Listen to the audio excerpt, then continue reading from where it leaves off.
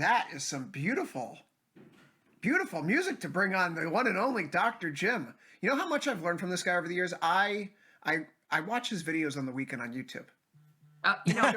Oh, so you're the one. So you're the one. Wow, that's exciting amazing. for me. That's exciting for me. Do you know what was said? You know what was said yesterday? And I actually found this kind of amusing, Dr. Jim. I was talking to my husband, and he's like, would Dr. Jim ever consider being a professor? I was like, he's so good at what he does. And I was like, oh, good God. I can't even. Yeah, I mean, I miss my time in the classroom so much. Like that was that was really special. I mean, what we do obviously every day is extremely special for different reasons, but man, like having these kids, and a lot of times, like I taught the principles of finance class. Like I was oftentimes the first experience they had with formal education when it came to finance. That's kind of a scary thought. Like if you think about that, that's a scary thought. Hey, I'd sign up for your class. And I appreciate. And you've got good stories from the classroom too, with you being in the classroom and you being in charge of the classroom. So you've got. Oh yeah. And but you know what I used to do? So this is really funny. I know Laura's trying to push us, but I gotta tell the story really quick. No, she can't stop us. Yeah, she can't. She thinks she can, but she can't. Like she can stop me, Mike, and Jamal, but once you get like me and Liz and then Chris in the mix, now you can't stop it. Anyway, I used to actually bake my kids cookies for when we would have exams. I would bake them cookies. And they loved it. They loved it so much. So I just fattened them up before the slaughter. Like it was so amazing. And we had a real good time with it, man. That's smart. That's pretty smart. So they like you even if they fail the exam. That's exactly right. That's exactly right. You build up the morale and then you crush them and then you hope to come out as even in the end. The worst that happens, they don't learn anything from Dr. Jim. At least they walk away with diabetes. That's correct. That's exactly right. That's exactly right. All right, let's do some probabilities, man. You guys ready to talk about some probability origins? I cannot wait. We're gonna talk about POP, P50, and then POT. So these are the three probabilities that we use every single day. I thought it would be useful. You don't know what POT is, Chris? No. Do you know what POT is? I've never heard of the substance. I've never used it. Talk to Ilya. Liz, are you serious? I really don't know. I mean, what is it? No, you absolutely know. It's probability of a touch. Oh, okay. Yeah, there you go. Yeah, no, you absolutely know. No. It's POT. Yeah, no, POT. Okay. All right, so let's talk about POP. Okay. So this is kind of the null hypothesis, if you will, when it comes to probability analysis. Like this is how we start. And POP, where it comes from, it's really pretty simple. All that's being done in that moment is looking at a distribution of potential probabilistic outcomes for that specific strategy. So on the slide here, we're looking at just like a simple 16 delta short put.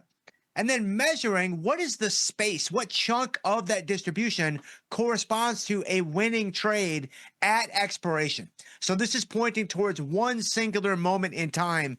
What is the probability that I land at some type of profit? That's all POP is. And so that's why when you look at like a 16 delta strike, that's why you're going to have like an 84% POP. It's actually going to be a little bit more than 84% for other reasons we'll have to talk about another time. But that's why it works out that way. Go ahead, Liz. I just want to say, just for the lay people, because I have to jump back in and redeem myself for not knowing what probability of touch is. The POP is probability of 1 penny in the money, just a little FYI. So it's not necessarily the probability of making a lot of money. It's not losing money. Well, okay, but it's not probability of it's not 1 penny in the money or out of the money. It's 1 penny of profit. Oh, profit. Yeah. So just to be clear, right? Because I mean, if it's you could still lose money if it gets past in the money, out of the money. Correct. And so, Chris, I know you're kind of when it comes to selling premium, like we've got to kind of we gotta take you under our wing a little bit. Like this is kind of you're learning. Yeah. I just like to buy. I'm an American consumer. I like to buy things. I like to buy my options. I like to buy my big cars. I like to buy more options. So Jim, I need you to do me a favor. I need you to look up, and when you talk, and I'm going to look down, because like in Brady Bunch style, he's in between us right now. So we. Oh. That's great. Oh, that's so good. That's so good. Okay, so Chris, so this is really interesting, Chris. So you're okay because I mean, by selling options and selling premium, we're taking the higher probability play, but the losses are going to be bigger than the winners. You're okay flipping that around. You like having that bigger win potential in exchange for a lower probability. It depends. It totally depends on the volatility environment, right? Like during the summer months, if if vol is on the floor and there's positive technical drift, I will buy a slightly out of the money call and go fishing and let the market do the heavy lifting. If we get to a place in like April or March this past year, I don't want to buy calls in that environment. So it's totally contextual. I don't have an issue with paying for premium though, which I know a lot of other people do.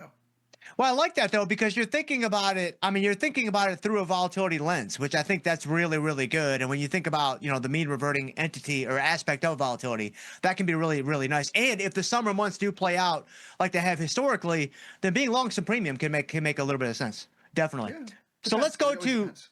that 100%. Let's go to the next slide. So probability of 50%. So this one is very, very different. So when you look at the tastytrade platform in the trade bar, you see that little P50 metric. That is measuring what is the probability that I make 50% of my max profit at some point over the life of this trade. Okay. This is actually doing a Monte Carlo simulation of all the possible iterations from trade entry all the way to expiration. So, I mean, we're talking tens of thousands of, of iterations over and over and over again. And if people ever wonder, like what Chris and Ilya do all day, I mean, they do so many things, but they're doing this by hand. Like they're working all this out by hand. So we have this data that we can trade. And so we thank you, Chris, and we thank you so much for all the work you're doing on the Monte Carlo simulations. And so I'm in the mines. So when it comes to understanding, like being a premium seller, I mean, I don't know. I mean, what do you think, Liz? Is this more valuable than pop even? I think P50 is more valuable than pop. I think it's more realistic. I want to make some money in this trade. What are my chances of taking 50% out of this trade at some point during the cycle? I think this is the metric I hang my head on. Yeah, I think it kind of has to be because we rarely hold things to expiration. Like we're rarely going. And you and I are both premium sellers. I don't know. We're born and raised on that hill. I mean, don't get me wrong. Do I take a shot sometimes? Occasionally. But 9 times out of 10, my theta numbers are up. I'm selling things. Like I'm selling options. So this is the number that I hang my head on. It's the P50. Yeah, exactly. So Chris, when it comes to, so you're selling options, are you kind of looking at a 50% of max profit when you are short some premium? Yeah, that's something I need to be better about. I was actually lamenting this with Liz. There's just in terms of the income generation cycle of all, if I can get into a trade 45 in, 21 out, and I hit 50% within a few days, why on earth would I want to hold on to that and try to spend the next month squeaking out the next 50? Take it off, move on. I need to be better about that. So I'm trying to change that stuff. Second half of the year, 2026. There you go. No, I mean, and that's it. We're all trying to improve, right? That's 100%. Constantly. Yeah, definitely. So, okay, so the last one, let's go to POT because Liz needs some help on this. I do. So when you look at a probability of a touch, if you go back to a Black-Scholes model, that's what we have here on the slide. That N of D1, that is essentially delta inside the Black-Scholes model.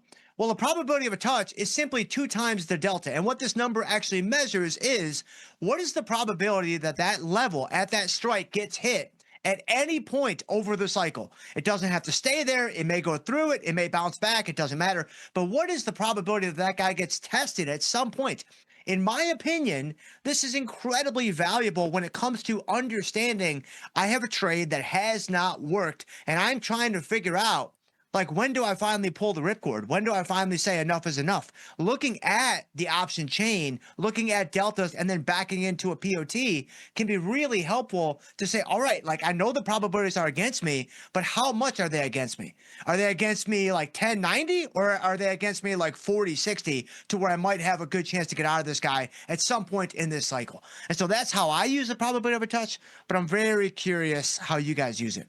So number one, I'm glad you wrote that formula up there. Throw that out the window. Look at the delta and double. Exactly what it says there. Double the delta. And I think people are surprised. I was talking about this today with Chris. I'm pretty aggressive premium seller. I like the at the monies, but think about it from that perspective. If I'm selling the at the monies, I've got a 40 delta. I've got an 80% chance of being tested at some point during that cycle. So I don't mind. I like being tested early in the cycle versus later. Right. So I like it if it goes against me right away because I think there's a chance it could come right back. But those are realistic approaches. I mean, like you should understand that if you're being aggressive with what you're selling, there's a very good chance you're gonna take some heat. Yeah. Dr. J, don't feel bad about her wanting to get rid of that formula. I think every day this week. She said, okay, Chris, what said was smart. Let me make it actually understandable. Yeah.